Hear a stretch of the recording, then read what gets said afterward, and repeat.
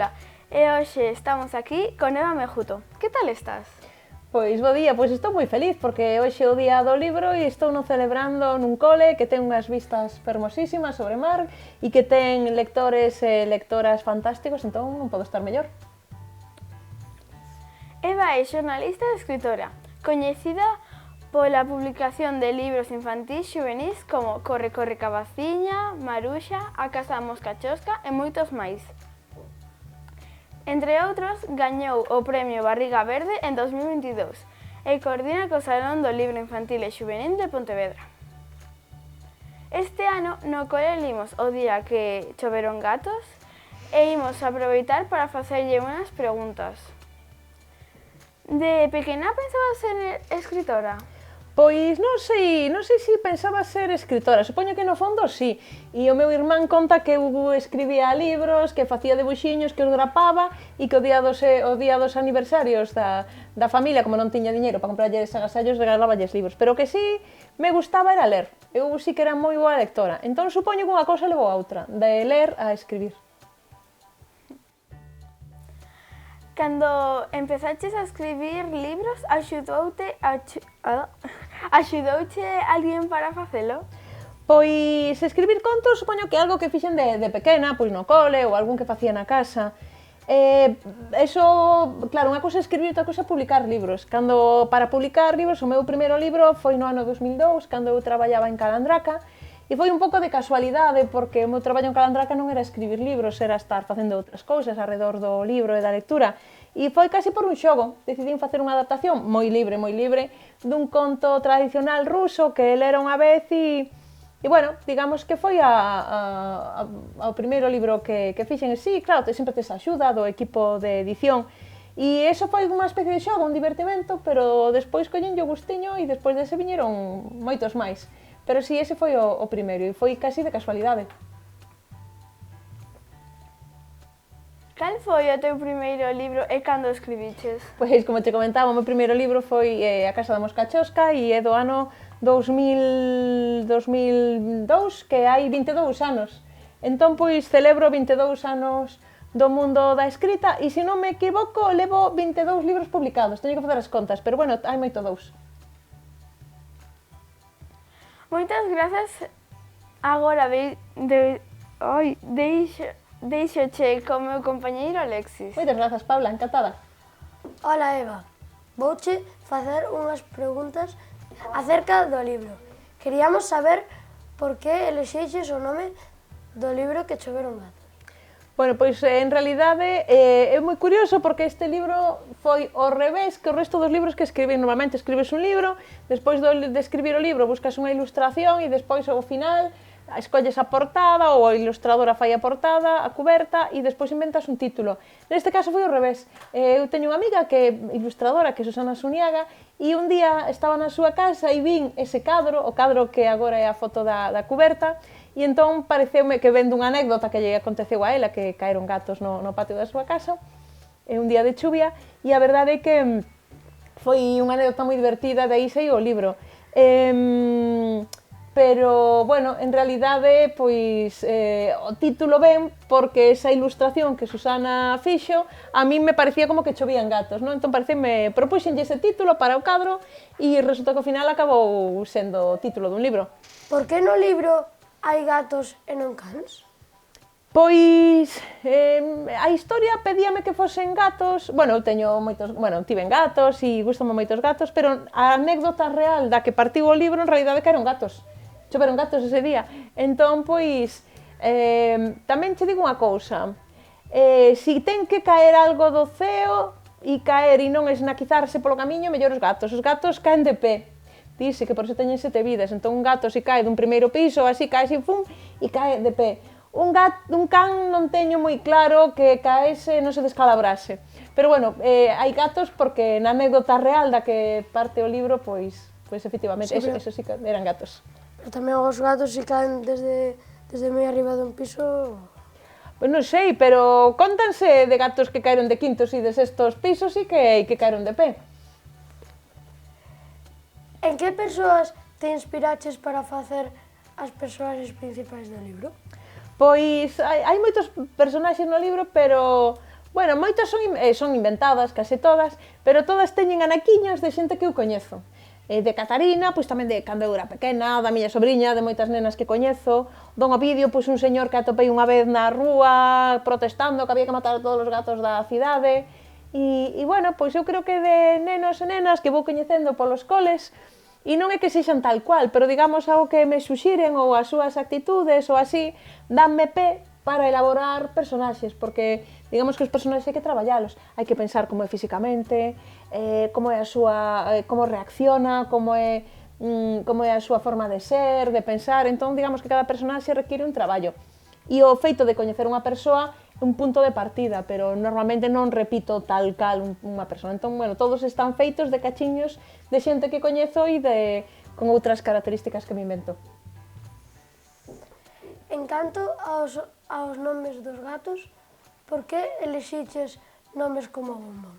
Pois Bombón é un gato que existe en realidade, creo que o nome completo chamase Bombón Nestlé de chocolate, pero que chaman Bombón, que é o gato da miña amiga Belén, que vive moi preto de onde aconteceu a chuvia de gatos en realidade. Entón, pois todos os gatos que aparecen no libro existen, son gatos meus, ou gatos que tiven, e morreron, ou gatos de amigos ou amigas. Pero bueno, Bombón concretamente é un gato que existe, guapísimo, un gato negro, e a verdade é que é un gato moi chulo, que lle quero moito. Moitas grazas polas túas respostas. Moitas grazas a ti polas túas preguntas. Ola Eva, o meu nome é Ainara. No libro vimos que varias personaxes interesábanse polos cuidados dos gatos. Tiene algún momento quixeche ser veterinaria? Pois a verdade é que non, porque son un pouco aprensiva. Entón, a min, unha vez estaba cunha amiga miña, con Belén, estamos de noite e contoume como parira, como der a luz unha cadela e estáme contando todo con tanto detalle que me marei.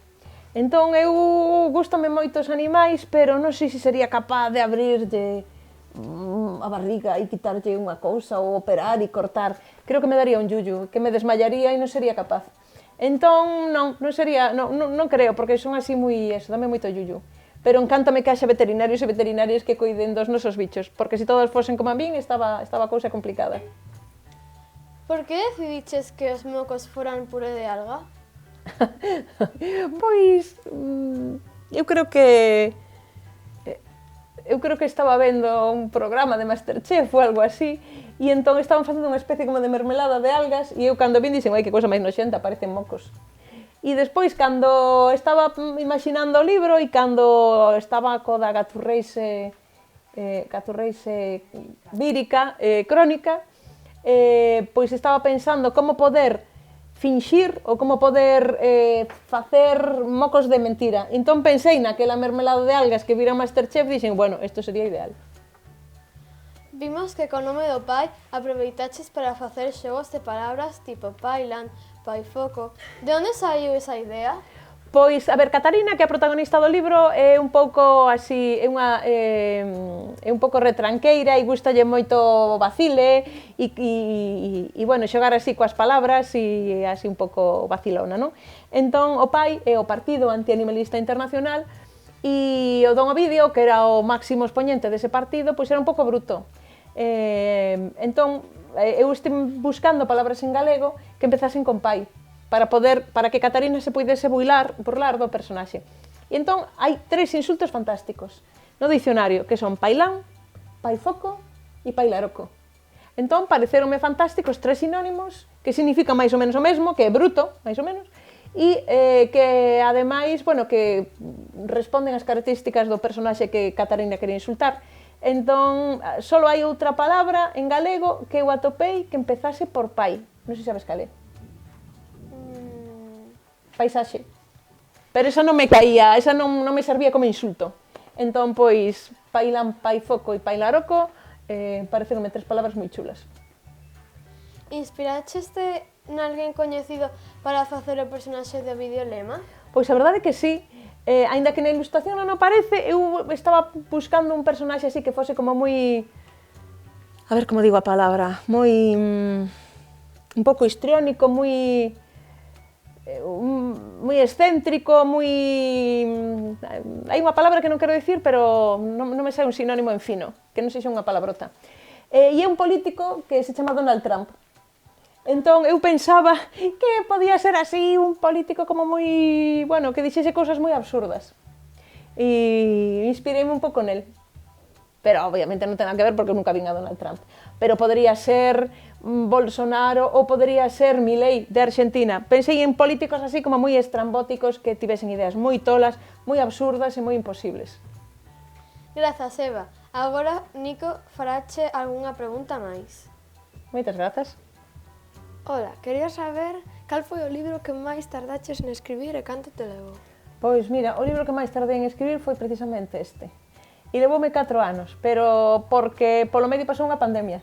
Eu empecé a escribir este libro foi como no 2019, máis ou menos, cando aconteceu a anécdota esa dos gatos que caeron na casa das miñas amigas da Rúa Real, pero despois empecei a escribir nunha viaxe a Islandia que fixen con as amigas. E a medida que iba escribindo, que iba inventando unha enfermedade moi contagiosa, un virus moi raro, que tal, que a xente tiña moito medo, a medida que iba escribindo e que iba describindo as escenas na que as rúas estaban baleiras, na que os pailicías poñían as escafandras para sair, cando estaba escribindo todo iso, resulta que na televisión empezouse a falar dun virus a nivel mundial, que era moi perigoso, entón, digamos que, claro, o que eu estaba escribindo estaba acontecendo na realidade, pero distinto, porque no libro era inventado, e na realidade non, entón tiven que parar o libro.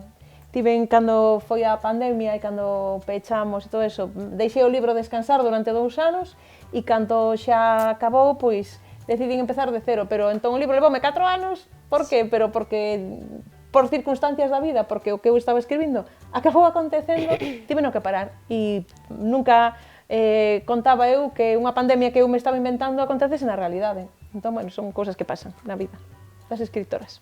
Para escribir, tes algún sitio especial onde te sintas cómoda ou preparada? Tes algún tipo de ritual? Pois, basicamente, ritual ningún, o que teño que escribir onde podo. Pode ser un sofá, pode ser un... E aparte teño unha cadela que é moi demandante e un can tamén que é moi mimoso e unha gata que se me pon enriba, entón escribo onde podo. No sofá, na mesa, e escribo de mañán cedo, porque para non ter teléfono, non ter whatsapps, que os cans estean dormindo e que eu poda estar tranquila, pero ritual nada, supervivencia, onde se poida. Mais ou menos, cantos libros tes publicados? Pois, botando cálculos, eu creo que anda polos 22. Tería que botar un cálculo, pero eu creo que por aí, ao redor, polos 20 máis ou menos. Para escribir este libro, inspiraxeste en algún acontecemento da túa vida ou histórico que teñas relación ou cariño? Pois foi, como comentei antes, unha anécdota que aconteceu. Eu teño unhas amigas que vivían na Rúa Real e tiñan un patio e resulta que unha mañá apareceron unha noite de chuva e empezaron a caerlle gatos no patio da casa, que eran gatos que vivían nunha casa veciña. E, bueno, pois me pareceu unha anécdota moi simpática. E a miña amiga Susana Suniaga fixo un debuxo sobre ese momento e cando eu vin ao debuxo e me contou cando fora, pois pareceume moi divertido o feito de que ti esteas na casa e de repente empecen a chover gatos un día de chuvia. Entón, bueno, iso foi como a anécdota que serviu como que prendeu a faísca dunha historia que é inventada. Pero que, bueno, ten ese punto de conexión coa realidade. Gracias, Eva. Moitas grazas a vos. Hola, Eva. Agardo que estés disfrutando desta entrevista. O meu nome é Miguel. Se che parece, ben, facémoche unhas poucas preguntas máis. Veña, dalle, dispara. Dos libros que escribiches, cal é o que máis te gusta? Pois é un pouco complicado responder iso, porque claro, no momento, cando estás escribindo un libro, tes así como un universo todo moi metido e estás así un pouco como moi obsesivo, non? Entón, claro, gústame máis o que estou escribindo no momento. Pero, eu que sei, gustoume moito... Hai un libro que me gustou moito que Cando leo, que é un libro que fixen con Bea Gregores, que o fixen durante a pandemia, e que é un libro moi breve, unha reflexión sobre o que foi o libro e a lectura para min ao longo da miña vida. Eu escribín en videoconferencia con ela, porque ela estaba na súa casa en Vigo, pechada, e eu na miña casa en Pontevedra, pechada, e entón me pareceu un momento moi bonito que aproveitamos as dúas, non? E, bueno, a pandemia tivo moitas cousas malas, pero para min tivo a cousa boa de poder ter tempo e ter calma para poder ler.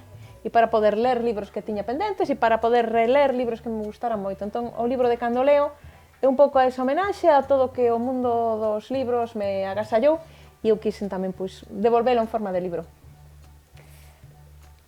Pensas escribir máis libros? Agora mesmo estás escribindo algún? Sí, pois agora mesmo estou escribindo un libro que non sei se pode contar moito, pero un libro que ten que ver tamén con animais. Pero neste caso non son gatos. Que poden ser? Ni idea. A ver, dime outro animal.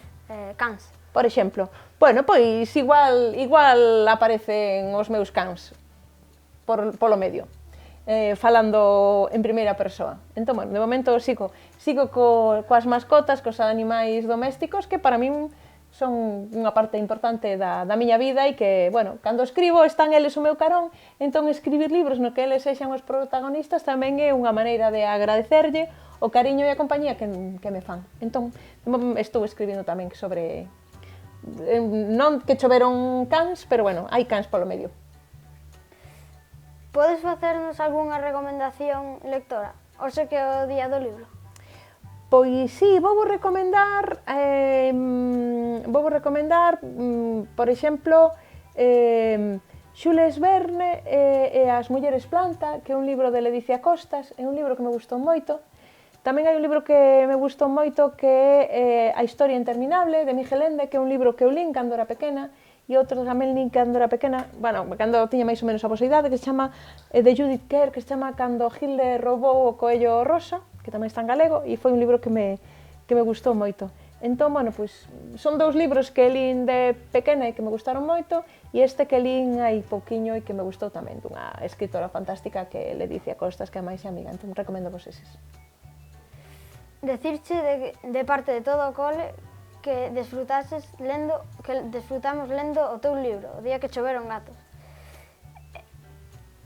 E que foi un placer terte hoxe aquí de visita.